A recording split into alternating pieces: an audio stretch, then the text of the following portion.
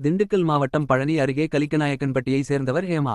இவர் ஒட்டன்சத்திரம் அருகே பாலிடெக்னிக் கல்லூரியில் 2ஆம் ஆண்டு பயின்று வருகிறார்.